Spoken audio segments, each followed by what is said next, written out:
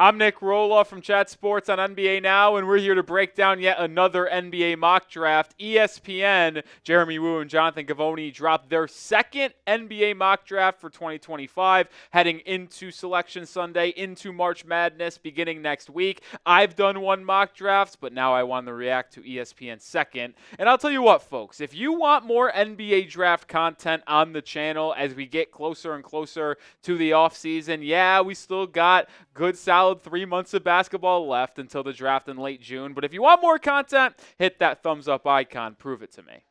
I will jump into it here, and there is no surprise. It's been the same player at the top of everybody's mock drafts as of late. Cooper Flagg, the forward from Duke, heading to the Washington Wizards with the first overall selection. Flagg, despite the sprained ankle that he suffered in the ACC Tournament, I don't think any injury would move Flagg off of the number one overall pick. A rare blend of athleticism, defense, shot creation, and finishing around the rim. Flagg will be the no doubt number one pick. It's just all about who will be picking number one overall after we do the lottery in mid-May. The Jazz have the second pick, and they go with Dylan Harper from Rutgers. Harper is my second overall prospect in this draft class right now. It would be a no-brainer selection for the Utah Jazz, who just need to add more pure talent. They got some good guards already in the building, Isaiah Collier, Keontae George, but George is more of a two-guard in my opinion. Collier also could come off the bench next year. There are some scenarios, in my opinion, where Harper doesn't go number 2 overall, but in this case, with the Jazz picking 2, he should absolutely be the second pick. The one kind of scenario where I could see Dylan Harper not going to is if the Hornets ended up with the second selection, because they don't need a true point guard like Harper, and I don't want to see Harper play off the ball. Well, the Hornets, picking number 3 here, go with Ace Bailey, the guard/forward from Rutgers as well. He would be a solid complementary player to Brandon Miller and LaMelo Ball, assuming that those two are still on the roster next season. The Hornets are in an advantageous position here to get one wing/guard that fits next to LaMelo and Miller to build out a solid young core. It could be Ace Bailey, who's got really good athleticism, but the shot selection, shot profile, and efficiency is a little off. It could also be who went number 4 in this mock draft, VJ Edgecombe from Baylor, who ultimately goes to the New Orleans Pelicans with this ESPN mock. Personally, if I was the Charlotte Hornets GM, I would take VJ Edgecombe over Ace Bailey. Ace Bailey's got the size advantage. Both are extremely good athletes, but Edgecombe is just simply a more efficient player, and to me would be a better fit in between Brandon Miller and LaMelo. Edgecombe could play off ball. He could play on ball. I've seen some people say he looks like a younger Victor Oladipo, and honestly, I don't hate the comp. That's the type of athleticism Edgecombe brings to the table, shooting above 40% from 3 in Big 12 play as well. Edgecombe is definitely climbing up my boards. I would have him over Ace Bailey right now as we're currently sitting in mid-March. Let me know what prospect you want your favorite team to draft. Now, that takes into position where your team is actually drafting in late June, but what prospect do you want your team to draft? Let me know down in the comment section, but also share what team it is, not just the prospect. The 76ers have their first-round pick if it stays inside the top 7, and in this mock draft it's currently at number 5, which means they keep it and it doesn't go to OKC. They take Trey Johnson, the guard from Texas. He has had an up-and-down freshman campaign for the Longhorns, but his highs are as high as anyone. A certified bucket getter that can get his spot and get his shot up at any part of the court, but he has had some games where he struggles from the field. When the teams throw all the defensive attention at Trey, there are times where he disappears, becomes inefficient, but the 76ers getting a 2-guard that can score like him next to Tyrese Maxey for the foreseeable future could be very appealing. The Brooklyn Nets have a no-brainer here. Kasparas, Jakucionis, the guard from Illinois. I really like Jakucionis' game, limited in terms of his athletic ability, but a good playmaker, a good shot maker, has a good step-back 3 already. One of those players that I think will thrive and his efficiency will only increase when he's in NBA spacing. The Nets just need a load of talent, could get their point guard of the future with Jakucionis. The Toronto Raptors have the most Toronto Raptors pick of all time here at number 7, going with Khaman Maluach, the center from Duke. This is a toolsy, traitsy guy, has not put up the numbers one would expect him to put up for the Blue Devils this season, but his size, athleticism, wingspan, and vertical ability is just second to none at the center position in this draft class. And a Masai Ujiri Draft pick, yeah, that lines up. The San Antonio Spurs, pick number 8 here, go with Knueppel, the guard/forward from Duke. Knueppel has just had a really good freshman season for Duke. He has complemented that kind of group of players very, very well. Hits the 3-ball, plays off 2 feet, can play make, hits shots big time as well. Knueppel is just a winning basketball player, good connecting piece for any team looking to add a just good basketball player. The Portland Trail Blazers at pick number 9 go Igor Demen, the guard from BYU, a polarizing prospect in this draft class. 6'9", has to add some weight, but was one of the top prospects coming into the year, has an elite playmaker, and has good IQ when it comes to knowing where to go to the basketball, But the issue with Demen, he has a very inefficient jump shot right now, 27%, but shot well playing professionally overseas before coming to BYU, and also has a turnover issue. But if you're able to kind of bring in the turnovers and improve the jump shot, Demen could be a no-brain top pick in this class.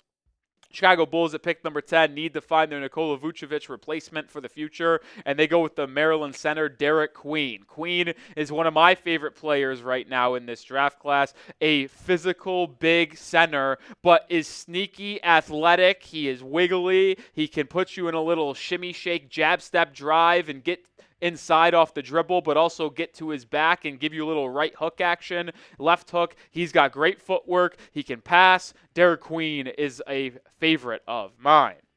The 11th pick goes to the Houston Rockets via the Phoenix Suns, and they go with point guard Jeremiah Fears from Oklahoma. Fears just continues to rise up boards right now. His handle, his twitchy first step is just such a thing that teams will love. Fears is improving on his efficiency as well. High usage rate for Porter Moser and the Oklahoma Sooners, but if he's able to become more efficient with his jump shot, he will be a top pick in this draft without a question due to his ability to get to the rim and finish amongst the trees.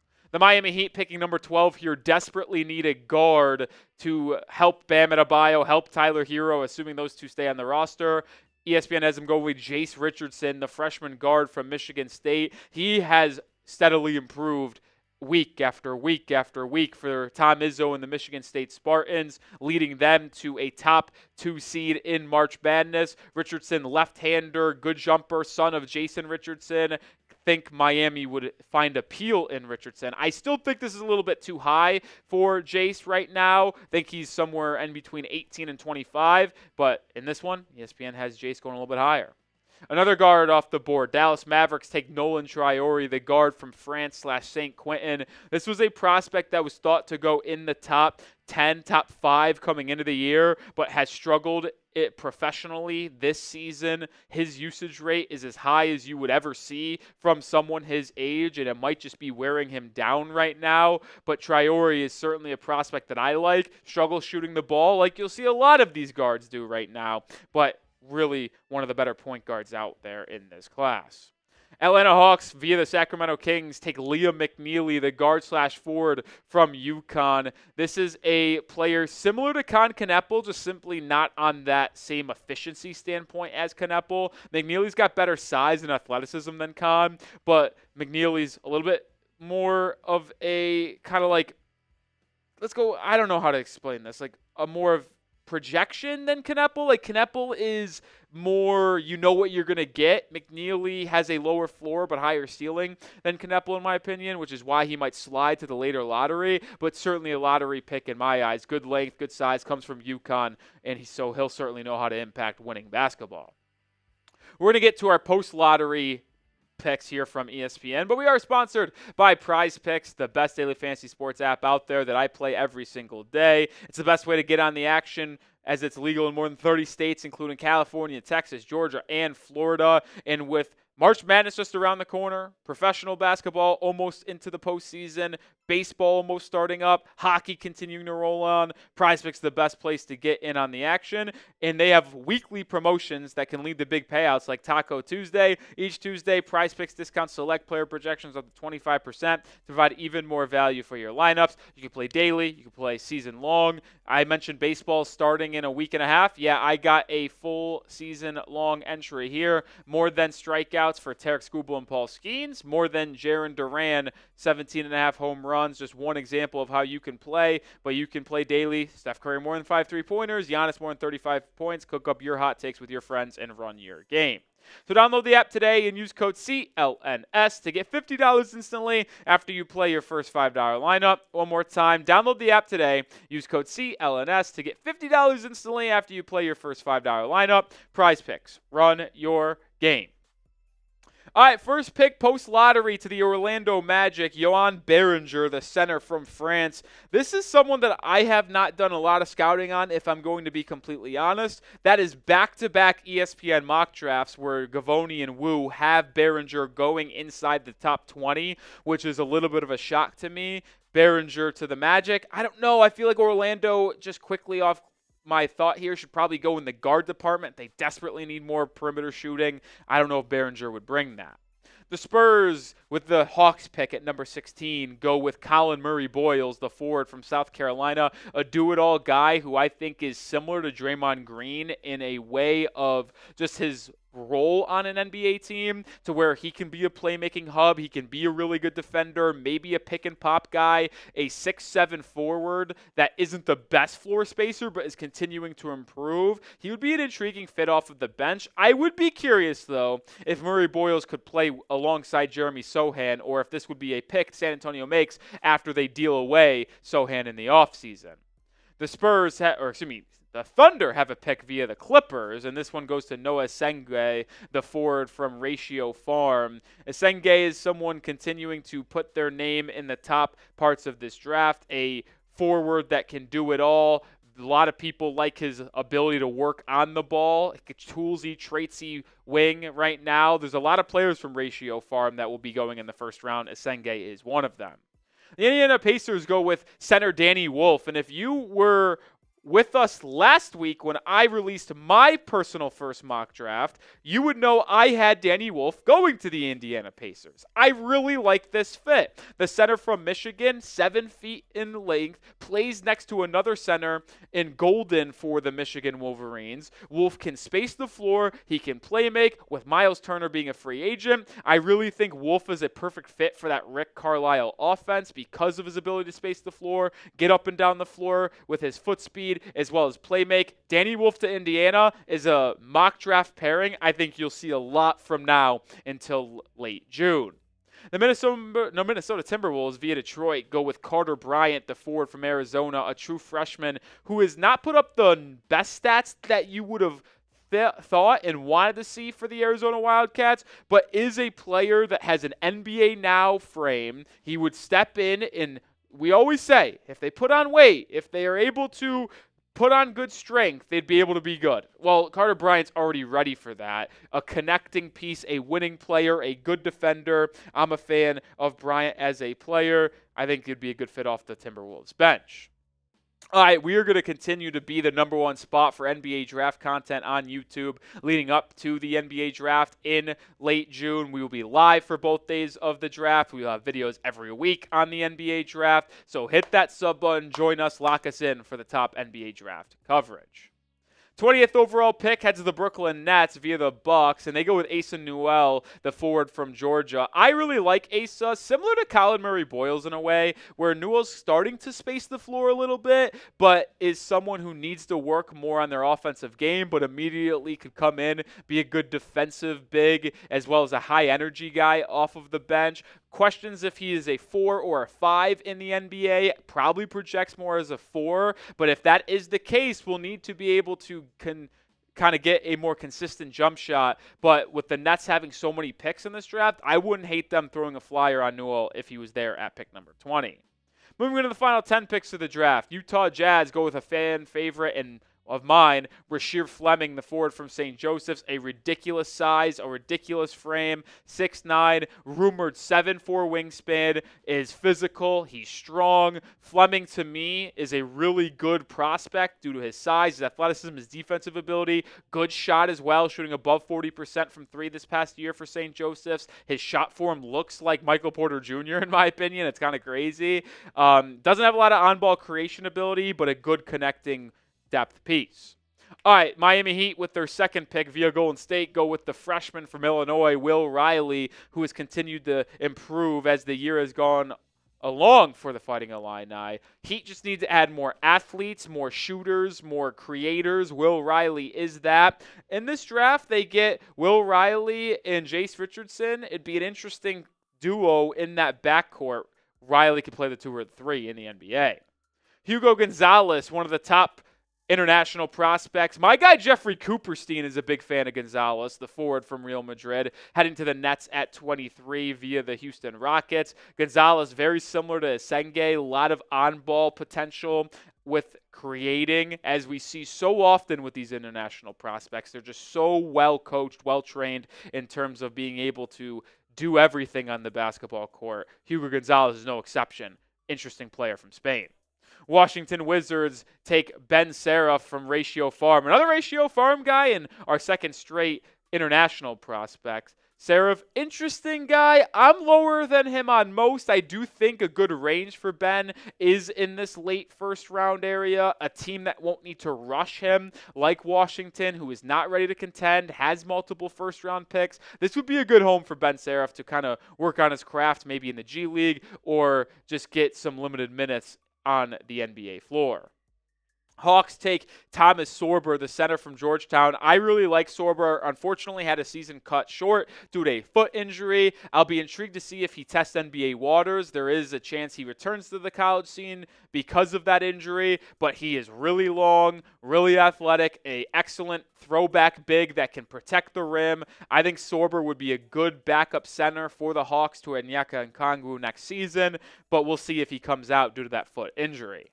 Another protect the paint big, Alex Condon, the center from Florida, who has been one of the main reasons why the Gators are going to be a top 2 seed in the NCAA tournament this season. The Nets have a lot of picks this year. There's rumors of Nick Claxton being on the outside looking in terms of long-term roster construction. Same thing with Day'Ron Sharpe. Condon would be able to come in and fill those gaps right away from Florida. A player that I've really grown on here, the Orlando Magic taking Drake Powell, the guard from North Carolina. I watched Powell a couple times this year and just was flat out blown away by his athleticism, his ability to move his feet on the defensive side of the floor. You take it back a week and a half to when North Carolina hosted Duke at Dean Smith Arena. Yeah, Powell was guarding Cooper Flagg, the 4, he was guarding Knueppel, the 2, had to move on to Tyrese Proctor, the 1. He moved on to a couple different positions. He's physical. You can't bump him off the spot. He is anticipating your every move before you even think it. Powell is one of the better on-ball perimeter defenders in this class. If he's able to develop a jumper and an offensive game, this is a dangerous NBA prospect. The Celtics at pick number 28 go with Adel Thiero, the forward from Arkansas, another defensive-minded guy, which wouldn't help or hurt Boston. Boston is going to need to start really hitting in the draft late due to some of these older players on their roster continuing to age, but also the amount of money they're shelling out just isn't sustainable. Thiero is a good kind of defensive piece. To me, he's actually similar to someone they drafted in the second round a year and a half ago in Jordan Walsh, also from Arkansas.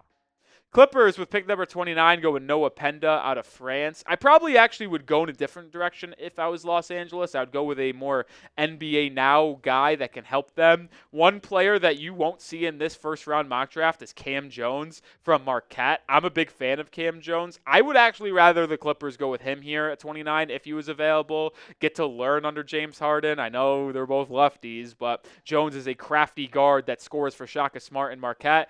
Getting to learn under him, I know not much on Penda here, but I do think there's much better options for the Clippers at pick number 29. Phoenix Suns round out this mock draft going with the 4-time Big East Defensive Player of the Year, Ryan Kalkbrenner. 7'2", moves his feet well, can protect the rim. Not as fluid and not as good offensively as Zach Edey, but similar in size. Kalkbrenner's a little bit skinnier than Edey was coming out of Purdue last season, but the Suns need rim protection. They need inside presence. They need a lot, and it'll be an interesting offseason for Phoenix where they could be trading away some key pieces. Kalkbrenner would come in and be a solid center for them. It's a position of need for sure. All right, that's it. All 30 picks in this ESPN mock draft. Grade it for me. It's not mine. I'm just reacting to it and breaking it down for all y'all at home. Would you give it an A, B, C, D, or F? If I had to grade ESPN, I'd probably go C+.